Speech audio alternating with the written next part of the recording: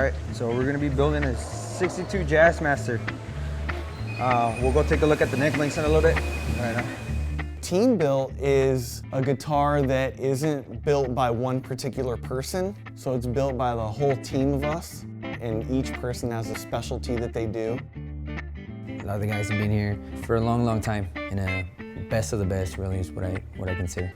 Like these people, they love the fact that they work in the custom shop, and they take a lot of pride in that. It's one of those things where you're getting someone's soul putting into it.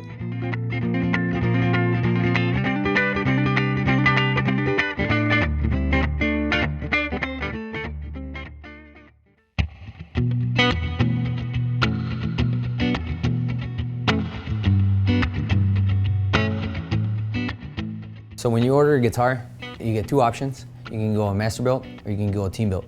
This Jazzmaster here is a team built guitar. Everything starts with the Traveler. My name is Manuel Medina. I am the lead in the custom shop mill. I've been here at Fender for 15 years. Alright, so like I said, we're gonna be starting out for the lightest piece. We found one here that's gonna be around 9. So if you see on the Traveler, we're looking at a 62 Jazzmaster. Tells you what kind of the body wood, right? It's gonna be a 2-piece halter.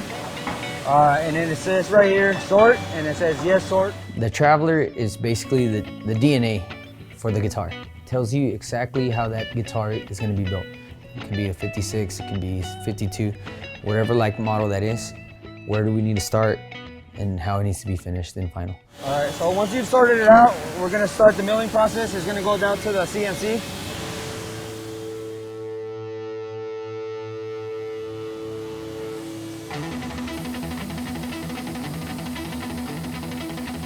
Once you've selected the spread, you go to the CNC. The controls are routed, all the pickup routes are done. And then from there it goes on to drilling the cavities for all the cables. And then from then on, it goes up to sanding. Mi nombre es Andrés Rodríguez, trabajo para Custom Shop. Tengo trabajando 17 años, empecé en el 2003. Mi trabajo es darle forma a las guitarras, lo que viene siendo la corte, radio, y ya de ahí paso a lo que viene siendo una máquina para lijar, para darle un poco más la forma a los contours.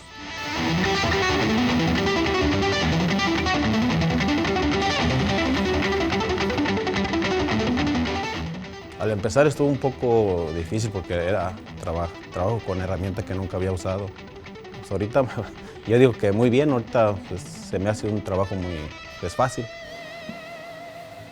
La experiencia, sí, con los años pues vas agarrando experiencia y vas aprendiendo a hacer las cosas más rápido, más sencillas.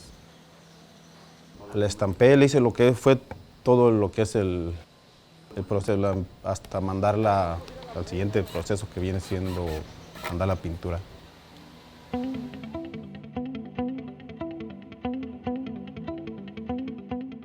As far as necks, we do neck blank selection. Again, we look at the Traveler. The Traveler specifies exactly what kind of material. All right, so we're looking at 3A. Bird's eye really, most of the times, is flat sawn, based on how the bird's eyes grow. And they're almost like limbs of the tree trying to grow out. If this is the trunk, it's from the center, the branch is trying to grow out. So when you cut it flat sawn, you're cutting through. There's the eye right there. Now this is very close to the center of the tree, lots of little eyes. You can see how they're slightly, this is the small side, that's the larger side, because sure enough, there's the growth rings going this way, so that the center of the tree is here. So as they grow out, they expand and get larger towards the outside diameter of the tree. So they're tiny here, a little bit larger there. Ah, wow, that's ripping. The diameter is just a bit larger.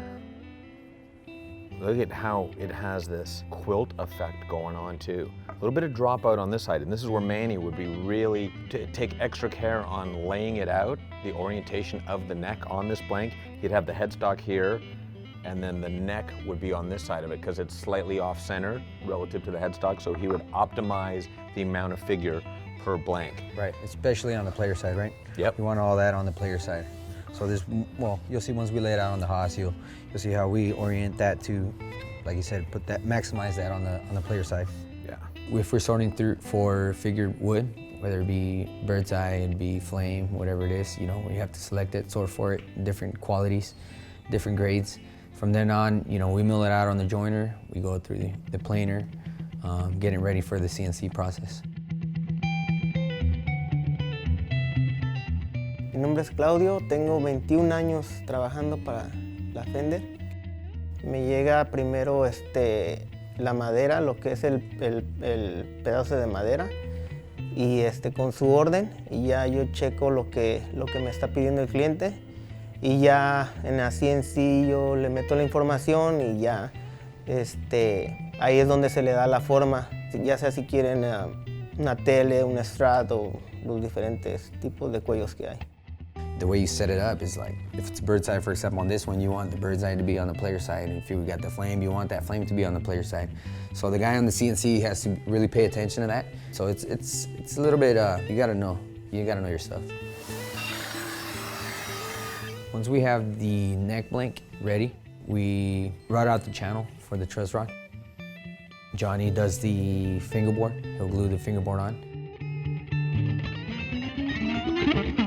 After that, it goes down to the CNC where we do the perimeter, basically the front of the guitar, the head cap, phase dots, whether it be a Tele, Strat, Jazzmaster. Well, Fernando Macias, I'm a CNC operator for the next side, Custom Shop, and I've been here for going on 11 years. I like what we build here. It's not just a common random thing like a door or it's a guitar, you know, it's music.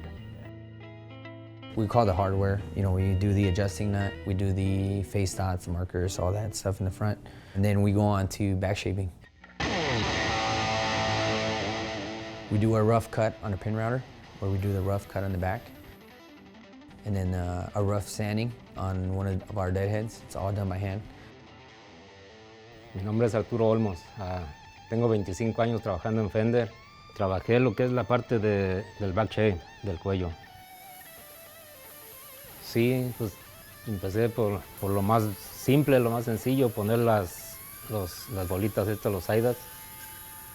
Era lo único que empecé a hacer. Ya después ahí pues poco a poco aprendiendo más cosas. En este caso es una C, un back shape, una C que piden. La medida es, normalmente es 820, 900. 820 en el primer fierro, 900 en el 12 fierro. Se empieza por darle en la graneada en la parte de atrás, para darle más o menos la figura, ya después con el tambor se le va haciendo ya la figura, o más bien el shape que debe de llevar.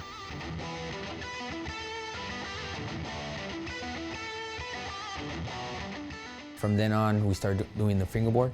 We'll swing it to a 9.5, whatever radius the traveler is asking for.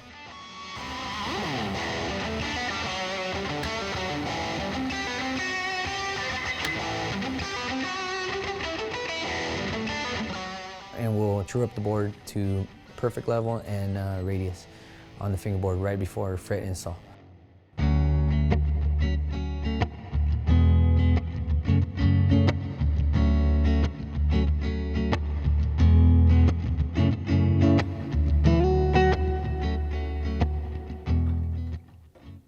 Once we do fret install, we start the sanding process where we do the final back shape.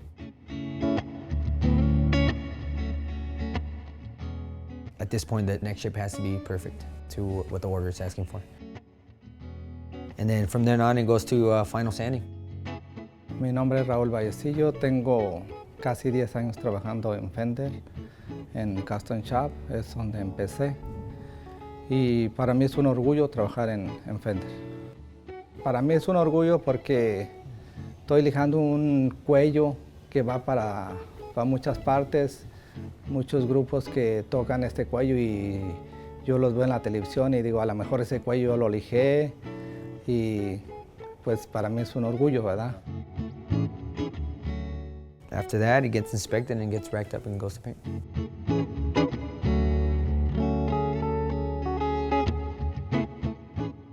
My name is Jay Nelson, and I am the color painter over in the Custom Shop. First of all, I love it because you're taking something that you're just changing the way it looks. And paint is the first thing people see when they get their guitar, right? They open the case and sure, it's a Tele or a Strat or whatever it is, but the first thing they see is the color. And then they'll start to look at the pickups and all the other stuff. But the color's the first thing. So I like that. I like the wow factor that comes with it.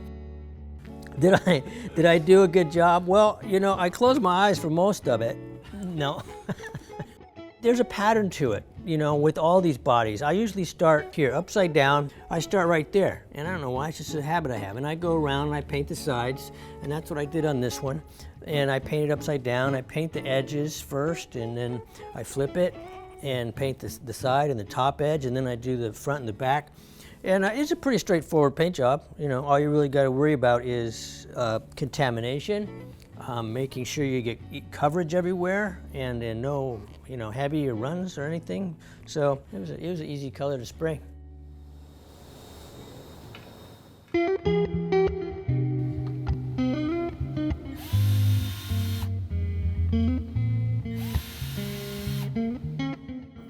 Mi nombre es Celina García y tengo 19 años trabajando aquí en Fender, y mi trabajo es embobinar, soldando y wax y shellac y testeando los pickups.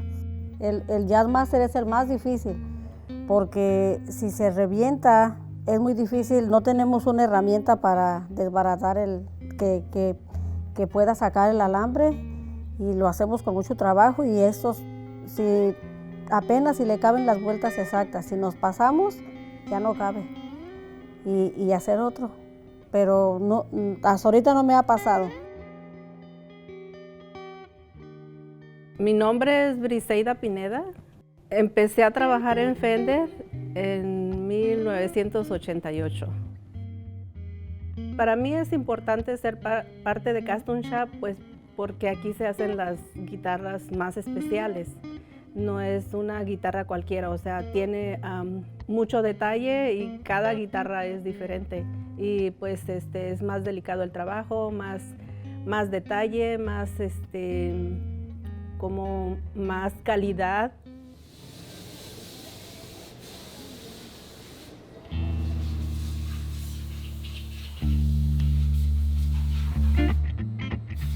My name's Javier Cuba. I'm the operations supervisor for the Fender Custom Shop for the areas of subassembly, buff and polish, and final assembly.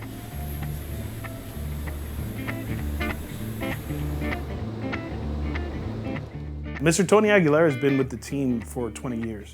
So he's been doing fret dress and buffing of necks for 20 years. So it's 20 years of experience being poured into every one of those necks. So you can't teach that. Like, that's just in your hands. He could do it in his sleep. Laura Moreno, she's our main builder. Laura's been here, I want to say, close to 30 years. So she's been in the custom shop from the beginning. Her knowledge of guitar building and of all our models is ridiculous.